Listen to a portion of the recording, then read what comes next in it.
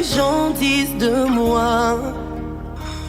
Mais je sais aussi qu'il y a un Dieu qui connaît mon cœur. Alléluia, Alléluia,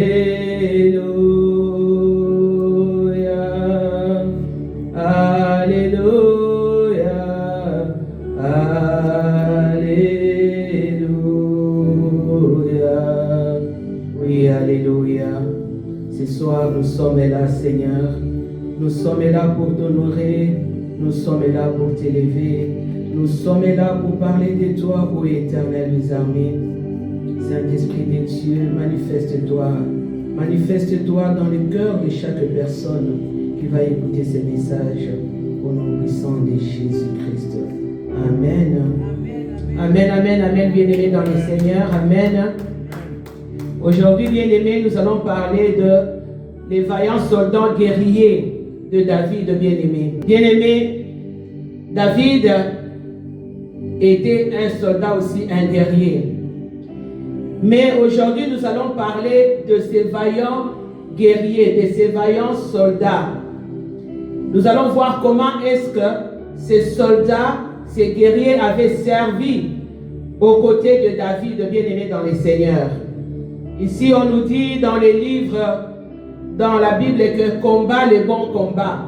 C'est ça que Paul avait dit à Timothée. Il doit combattre le bon combat. Voilà pourquoi nous allons lire dans les livres de 2 Timothée 2, 3, 4. Qu'est-ce que la Bible nous dit, bien-aimé? Toi donc, mon enfant. Ça, c'est Paul qui parle à Timothée. C'est la lettre que Paul écrivait à Timothée.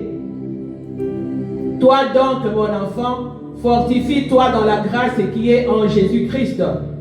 Et ce que tu as entendu de moi en présence de beaucoup de témoins, confie-les à des hommes fidèles qui soient capables de l'enseigner aussi à d'autres.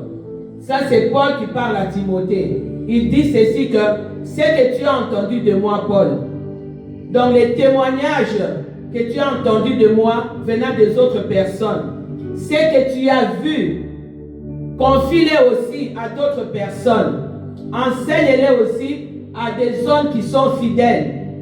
Des hommes qui te resteront fidèles. C'est-à-dire qui resteront fidèles à Dieu. Des hommes qui mettront la parole de Dieu en pratique et qui seront capables de prendre aussi cette parole et de transmettre cette parole avec fidélité aux autres. Amen, bien-aimés. On continue au verset 3, on dit « Souffre avec moi comme un bon soldat de Jésus-Christ. » Souffre avec moi comme un bon soldat de Jésus-Christ. Pourquoi? Parce qu'il n'est pas de soldat. Donc il n'y a pas de soldat qui s'embarrasse des affaires de la vie s'il veut plaire à celui qui l'a enrôlé. Et j'ai ajouté le verset 5. Donc ici, Paul dit à Timothée que tu es un soldat. Et un soldat ne s'embarrasse pas des affaires de la vie s'il veut plaire à celui qui l'a enrôlé. Ça signifie qu'un soldat ne doit pas se plaire aux choses de la vie. Un soldat doit marcher dans la fidélité. Nous connaissons comment les soldats ont la discipline. Nous voyons s'il y a des gens qui sont vraiment disciplinés, ce sont les militaires par rapport à d'autres citoyens. Vous allez voir que les militaires sont vraiment disciplinés. Les militaires respectent ce que les commandants disent. Les militaires, lorsqu'ils voient les généraux ou les colonels, ils se lèvent et ils donnent les saluts. Et ce sont des gens qui sont réellement disciplinés. Je me suis toujours posé cette question-là pour comprendre cette discipline-là. Sinon, on pouvait aussi avoir cette discipline de militaire, ça pouvait être une bonne chose. Et ici, on ajoute, on dit, et l'athlète n'est pas couronné s'il n'a combattu. Donc ça, c'est le français, le truc de la Bible. Donc on dit, et l'athlète n'est pas couronné s'il n'a pas combattu suivant les règles. Donc s'il ne combat pas selon les règles. Je me rappelle, il y a un athlète, je crois il était tanzanien ou kenyan, il y a longtemps. C'était un athlète qui courait là, et puis il est tombé, je crois que vous connaissez l'histoire. Il est tombé, lorsqu'il est tombé, il ne pouvait plus continuer. Vraiment d'après la manière dont il était tombé, il ne pouvait plus continuer la course.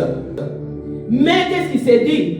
Il s'est relevé, il a eu la force en lui il a eu la foi en lui, s'est relevé, malgré la blessure qu'il avait, il a commencé à courir. Il était le tout dernier.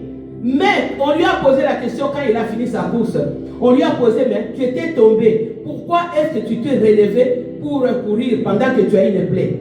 J'ai beaucoup aimé sa réponse. Il a dit, mon pays, ma nation ne m'a pas envoyé ici pour échouer.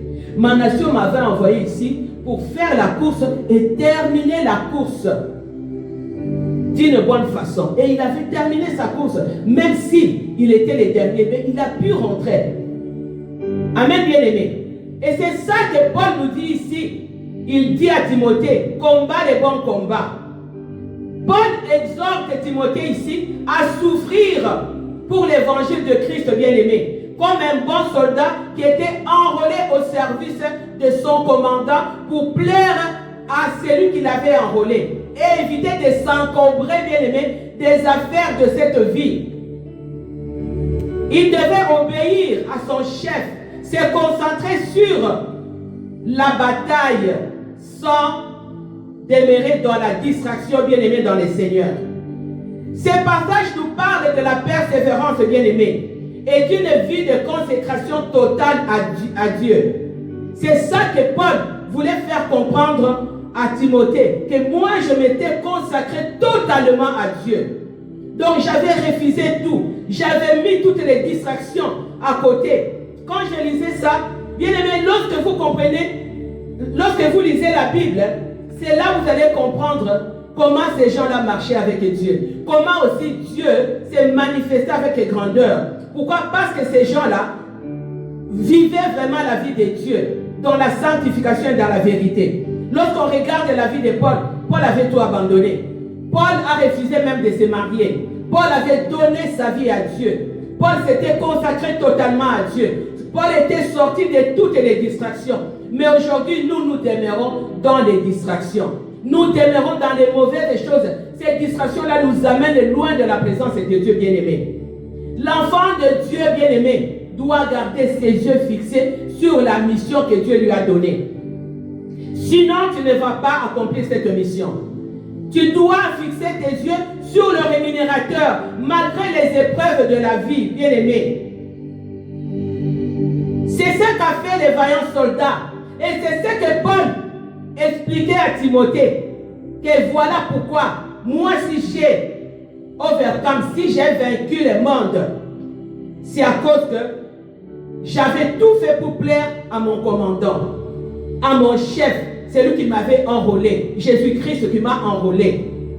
J'ai tout fait pour fuir l'impudicité. J'ai tout fait pour fuir les choses de ce monde. Paul demande à Timothée d'endurer les difficultés à venir. Paul savait que Timothée était encore trop jeune dans les ministères. Paul savait que Timothée était encore trop jeune dans les ministères.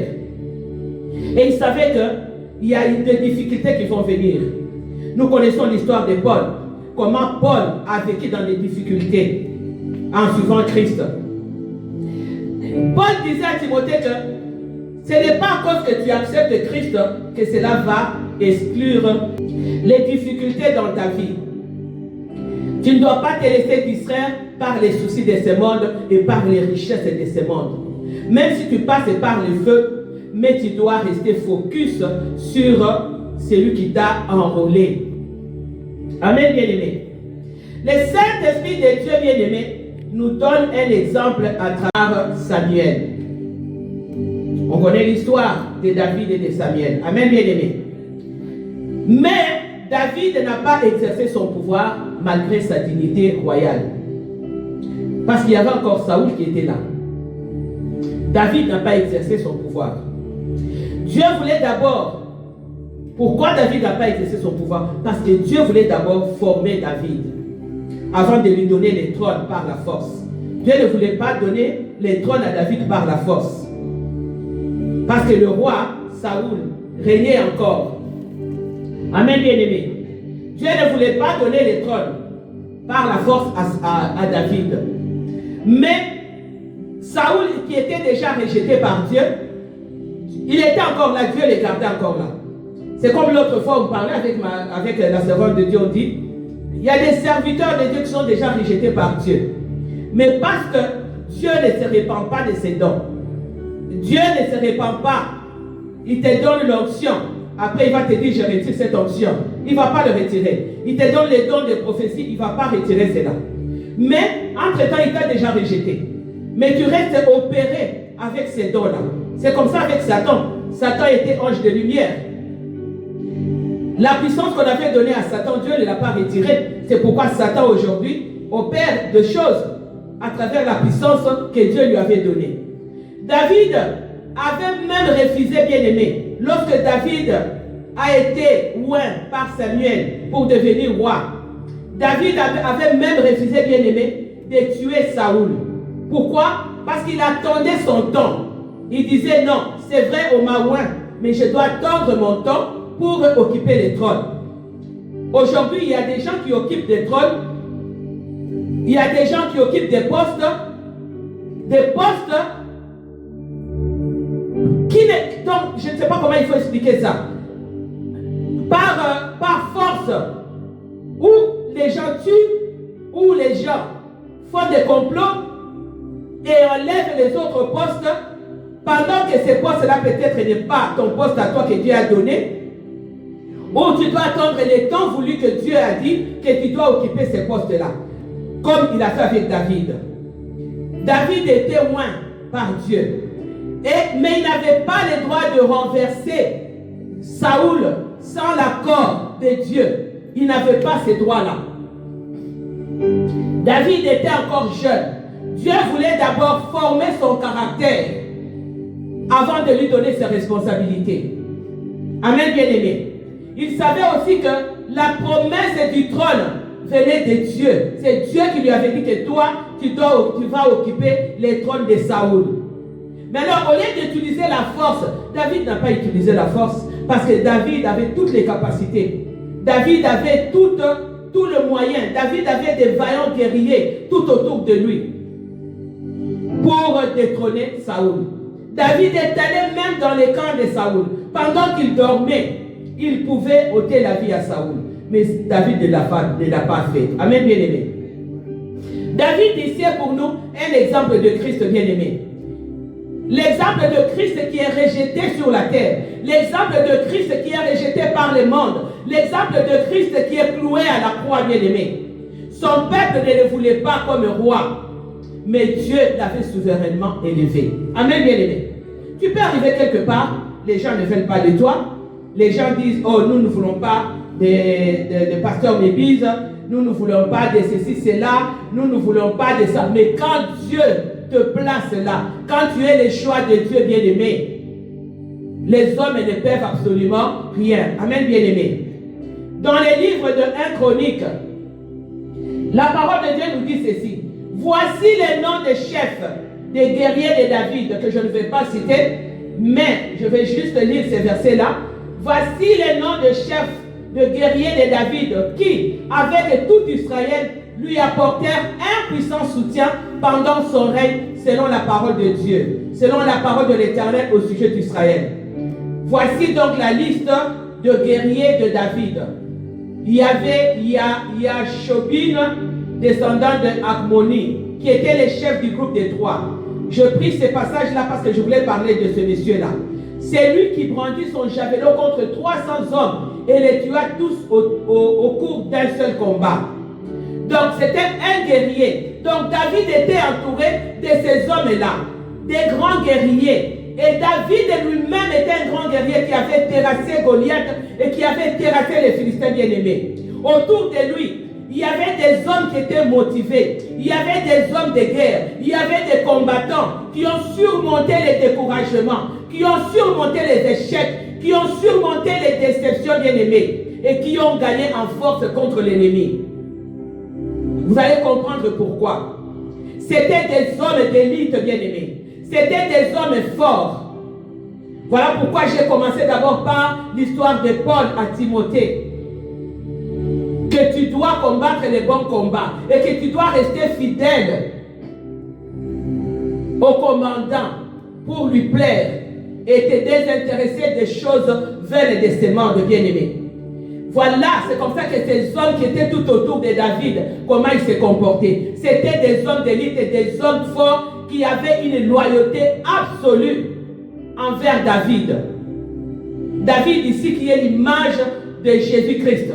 Ces hommes-là avaient une fidélité absolue, une loyauté absolue envers David. Donc David pouvait fermer les yeux. Et David pouvait même tourner le dos. David n'avait aucune crainte que ces hommes-là allaient lui poignarder, que ces hommes-là allaient faire des complots contre lui, bien-aimé dans le Seigneur. Ces hommes-là avaient une forte consécration spirituelle face à leurs ennemis féroces.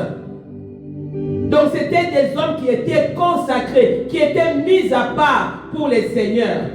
Amen, bien-aimé dans les seigneurs.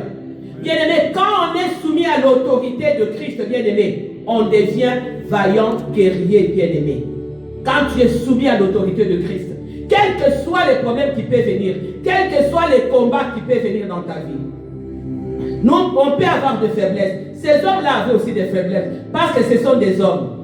Mais tu peux avoir des faiblesses, tu peux avoir des combats, mais si tu es consacré totalement à Dieu, si tu es soumis totalement à Dieu, bien-aimé, quels que soient les combats qui peuvent venir, quel que soit l'ennemi qui peut s'opposer à toi, bien-aimé, tu vaincras. C'est comme ça que ces hommes-là ont vaincu à côté de David. David était le commandant principal. David était le chef et l'auteur de la foi de ses soldats. Il était un refuge pour ses soldats. Amen, bien-aimé. C'était des instruments de guerre entre les mains de Dieu. Pourquoi? Parce que Dieu les utilisait. Parce que ces soldats-là, ces guerriers-là, s'étaient consacrés totalement à Dieu. Vivaient pour plaire à Dieu. Ils étaient au service de David, comme les disciples étaient au service de Christ, qui servaient et répondaient aux besoins et désirs de leur roi. Amen. On va lire dans les livres des Chroniques 1, 17. 1 Chronique 11, 17, 19. La Bible nous dit ceci. David a eu un désir et il dit: qui me fera boire de l'eau de la citerne qui est à la porte de Bethléem. Il ne pouvait pas rentrer à Bethléem parce que c'était la ville ennemie. Il ne pouvait pas rentrer là-bas. Il ne pouvait même pas aller chercher de l'eau là-bas. Mais qu'est-ce que la parole de Dieu nous dit? Alors les trois hommes passèrent au travers du camp de Philistins et puisèrent de l'eau de la citerne qui est à la porte de Bethléem. Ils l'apportèrent et la présentèrent à David. Mais Dieu ne voulut pas, mais David ne voulut pas la boire. Et il répondit devant l'Éternel. Bien-aimé, quel danger! Quel danger! Donc ils ont pris un danger d'aller dans les camps de l'ennemi, entrer dans les camps de l'ennemi et aller puiser de l'eau à cause de la fidélité qu'ils avaient. Donc c'était des hommes qui avaient juré mort et vie pour David. Il dit que mon Dieu me garde de faire cela. Ça c'est David qui parle. Boirai-je le sang de ces hommes qui sont allés au péril de leur vie, car c'est au péril de leur vie qu'ils l'ont apporté. Et il ne voulut pas la boire. Voilà ce que firent ces trois vaillants hommes. Pourquoi est-ce que David avait refusé de boire cette eau bien-aimée? Parce que cette eau-là, qui sont allés boire et prendre plutôt, c'était au sacrifice de leur sang. Ils ont sacrifié leur vie. Et David s'est dit, donc si je bois, c'est comme si je minimisais leurs efforts. C'est comme si je minimisais les sacrifices qu'ils ont faits. Leur combat était de travailler bien-aimé à l'établissement du règne de Dieu dans la vie de David. Par une vie de renoncement, une vie de sanctification.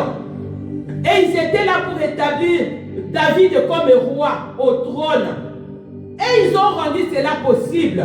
Ils ont rendu cette promesse réelle et bien-aimée. Et ils ont établi David roi parce qu'ils ont combattu à côté de David. Lorsque les trois vaillants bien-aimés passèrent à travers les camps de Philistins pour prendre l'eau pour David, ils avaient mis leur vie en danger, bien-aimés. Et David n'a pas voulu boire cette eau Parce qu'il s'est dit, c'est au sacrifice de leur vie. C'est le sang. Et David, qu'est-ce qu'il a fait? Il a pris l'eau, il a jeté leurs efforts, leur fidélité. Il avait offert cela à Dieu. Voilà des hommes qui étaient tout autour de David. Je vais prendre encore l'exemple de, c'est un nom difficile à prononcer, Josheb Bashebet, qui avait tué 800 ennemis en une seule fois. Pour lui tout seul, il a combattu. Pourquoi, bien-aimé? Dieu cherche des hommes pareils, bien-aimés. Dieu cherche des hommes capables d'affronter l'ennemi, d'affronter les problèmes et de dominer sur ces problèmes-là.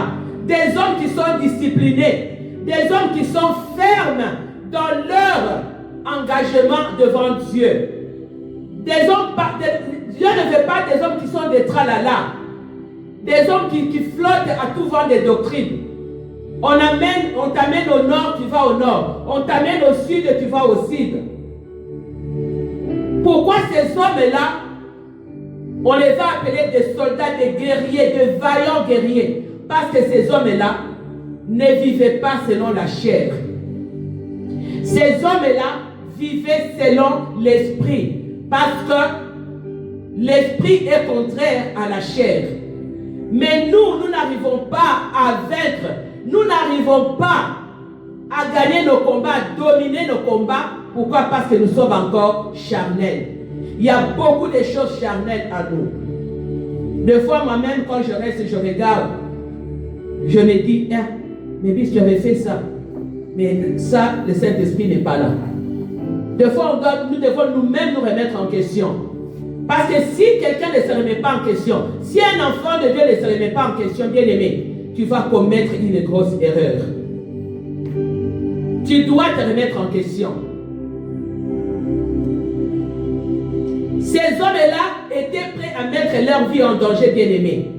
Par dévotion pour David, ils ont traversé des lignes rouges pour aller dans les camps de l'ennemi, bien aimé. Ils ont traversé des zones interdites pour David, pour aller dans les camps de l'ennemi. Pourquoi ils faisaient ça? Parce qu'ils avaient d'abord une confiance en eux-mêmes. Ces hommes-là ne s'appuyaient pas, bien aimés, sur leurs forces physiques. Ces hommes-là ne s'appuyaient pas sur leurs armes. Bien que c'était des hommes armés, c'était des combattants, c'était des hommes forts, mais ces hommes-là ne s'appuyaient pas sur leurs forces physiques. Ces hommes-là ne s'appuyaient pas sur leur arme ou intelligence ou sagesse, mais ces hommes-là s'appuyaient sur la force de Dieu, s'appuyaient sur la soumission qu'ils avaient en Dieu, s'appuyaient sur l'onction divine de David. Ces hommes-là, bien-aimés, pourquoi est-ce qu'ils ont triomphé, bien-aimés? Ces hommes-là étaient à l'écoute de la parole de Dieu. C'était ça la priorité dans leur vie. La parole de Dieu qui était la priorité. La victoire d'une armée bien-aimée qui gagne, c'est son obéissance à son chef. Lorsqu'une armée gagne, bien-aimé, quand une armée va en guerre contre un autre pays, cette armée gagne quand les soldats sont obéissants au chef. Quand le chef dit ne dormez pas, il ne dormait pas. Veillez, il veille. Mais lorsque les soldats ne sont pas obéissants, bien-aimés, la victoire est vaine. Et voilà pourquoi les soldats qui étaient tout autour de David, ces soldats-là, ont remporté des victoires à cause de l'obéissance qu'ils avaient à l'égard de Dieu. C'est pareil aussi, la force d'une église bien-aimée. Sans le Saint-Esprit de Dieu, l'église ne peut pas triompher. L'église ne peut pas gagner. Parce que le Saint-Esprit de Dieu est la force de l'église. Le Saint-Esprit de Dieu est la force des membres de l'église. Si les membres de l'église sont remplis du Saint-Esprit de Dieu, l'église va aller de gloire en gloire et de victoire en victoire. Les vies de ces gens-là vont aller de gloire en gloire et de victoire en victoire. Et c'est la même chose pour la force d'une famille aussi. pour qu'une famille gagne, il faut qu'il y ait l'amour, il faut qu'il y ait l'unité, il faut qu'il y ait le pardon. Sans ces trois choses-là, cette famille n'ira nulle part. Vous êtes d'accord avec moi? Amen, bien-aimés. Donc, sans l'amour, sans l'unité, sans le pardon, cette famille n'ira nulle part. Parce que cette famille, c'est le diable qui va tout le temps danser dans cette famille-là. Amen, bien-aimés. La même chose, l'église est une famille. Donc, s'il n'y a pas l'amour, s'il n'y a pas l'unité, s'il n'y a pas le pardon au sein de membres d'une même équipe, cette église n'ira pas de l'avant. Bien-aimés, l'appel de Dieu est personnel. Amen, bien-aimés. Dieu choisit des hommes et des femmes pour les servir. Comme ma soeur me disait quand on venait cet après-midi dans la voiture. Le salut est individuel. Voilà pourquoi ces hommes-là se battaient aux côtés de David, qui est l'image de Jésus-Christ. Se battaient dans l'obéissance pour gagner le royaume de Dieu. Amen, bien-aimés dans le Seigneur. Je prendrai aussi l'exemple d'Éléazar. Éléazar qui avait combattu aussi à côté de David. Celui-là, il avait combattu les Philistins jusqu'à ce que sa main reste accrochée, collée à son épée bien-aimée. Donc la détermination, la persévérance. Donc leur force venait de leur attachement à la volonté de Dieu bien-aimé. Éléazar qui a combattu les Philistins, qui a détruit les Philistins à cause de la persévérance bien-aimée, à cause de la détermination. On dit que sa main est restée collée à l'épée. Donc il ne voyait pas autre chose. Si sa main restait collée à l'épée, ça signifiait que lui ne voyait que la victoire de Christ. Lui ne voyait pas autre chose. Lui ne voyait pas les choses qui étaient derrière. Il n'était pas dans la distraction. Voilà pourquoi sa main restait là. Il a même oublié qu'il avait peut-être l'épée. Donc il combattait. Donc jusqu'à ce que, comme on dit, il combattait jusqu'au sang. Et il a eu la force de combattre les Philistins. Bien-aimés dans le Seigneur. Ces gens-là, ces soldats, ces vaillants guerriers bien-aimés, ne se battaient pas pour leur propre gloire, bien-aimés. Ne se battaient pas pour leur gloire personnelle. Aucune place dans la Bible, on a dit qu'ils étaient à côté de David parce qu'ils se battaient pour leur gloire. Ils se battaient pour devenir premier ministre. Ils se battaient pour devenir président. Ils se battaient pour devenir ceci, cela. Bien-aimés, ils opéraient dans un esprit d'unité. Ils opéraient dans le respect et la soumission à David, à Christ, bien-aimé dans le Seigneur. Alléluia, bien-aimés. Bien que ces soldats-là, bien-aimés, chacun avait un talent différent. Chacun avait une force différente, bien-aimés. Ils étaient tous des guerriers. Ils étaient tous des soldats qui avaient des forces différentes. Lorsque nous prenons Éléazar et les trois vaillants qui étaient partis prendre de l'eau, ils avaient des forces différentes. Ils avaient des déterminations différentes. Mais ils ont tous travaillé en équipe. Et ils se soutenaient, bien-aimés. C'est comme ça qu'ils ont eu la victoire. C'est comme ça que David a eu la victoire. C'est comme ça que David a été placé au trône. Parce que de lui-même, David ne pouvait pas. Il fallait qu'il se batte pour se créer un chemin pour enlever Saoul. Amen, bien-aimés. Ils avaient un cœur pur, la pureté, bien-aimés, et d'un grand prix devant les seigneurs. Ils avaient un cœur pur.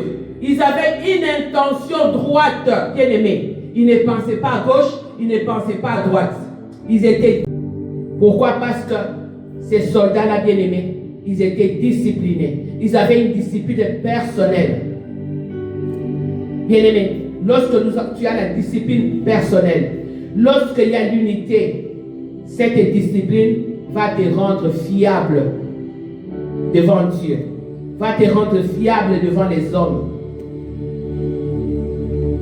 La vérité, bien-aimée, renforce toujours chacun, renforce la famille. La vérité renforce l'église. La vérité renforce l'unité, renforce les relations.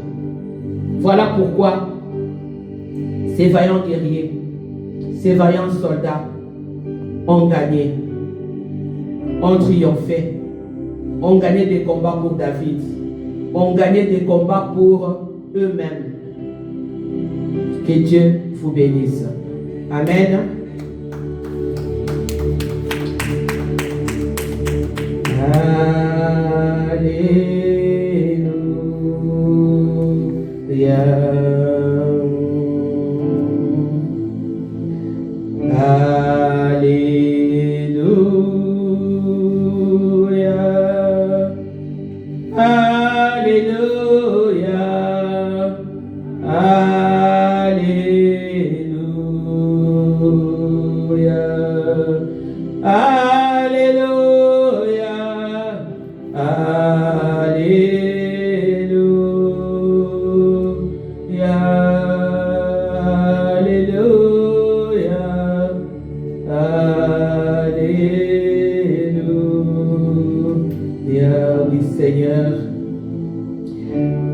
disons merci pour cette parole de ce soir.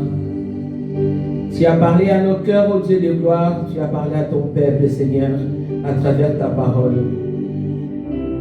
Aidez-nous, Père éternel, à marcher à l'écoute de ta parole. Aidez-nous, Père, à marcher dans la discipline. Aidez-nous, Père, à marcher dans l'unité, à marcher dans la fidélité, Père éternel, à ta parole. À marcher dans l'obéissance au Dieu de gloire, afin que nous puissions voir ta gloire. Nous te magnifions, nous te bénissons et nous te disons merci. Au nom puissant de Jésus, nous avons ainsi prié. Amen. Alléluia. Merci Seigneur. Merci Jésus.